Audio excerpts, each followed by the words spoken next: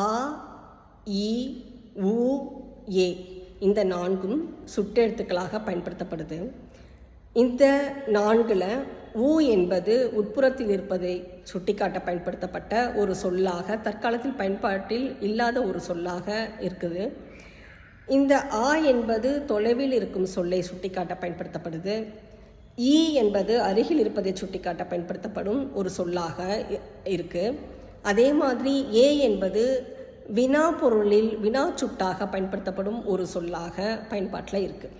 இந்த மூன்று சொற்களும் நான் சொல்கிறேன், ஆ, இ, ஏ, இந்த மூன்று சொற்களும் சுற்று சொற்களும்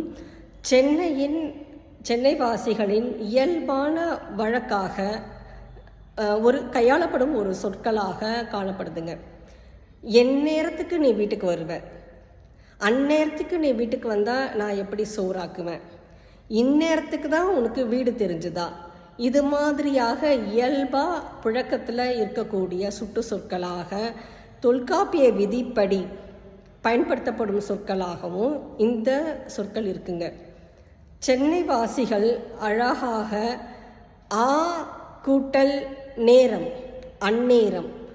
அந்நேரம் என்பதை அழகாக உச்சரிக்கும்பொழுது கூட சொல்லும்பொழுது கூட அந்நேரம் என்பது மிக தெளிவாக உச்சரிக்கிறாங்க. எப்படின்னு கேட்குறீங்களா? ஆன்ற சுட்டு சொல் ஆ, இ, ஊவா இருக்கட்டும், ஏவா இருக்கட்டும், இந்த சுட்டு சொற்களோட நம்ம எந்த பெயர் சொற்களை சேர்த்தாலும் அதோடைய அந்த சொற்களின் தொடக்க மெய்யெழுத்துக்கள் இருக்குன்னா அந்த மெய்யெழுத்துக்களின் ஒற்றுகளை பெற்று தான் இந்த சொற்களை நம்மளால் உச்சரிக்க முடியும், ஒலிக்க முடியும்.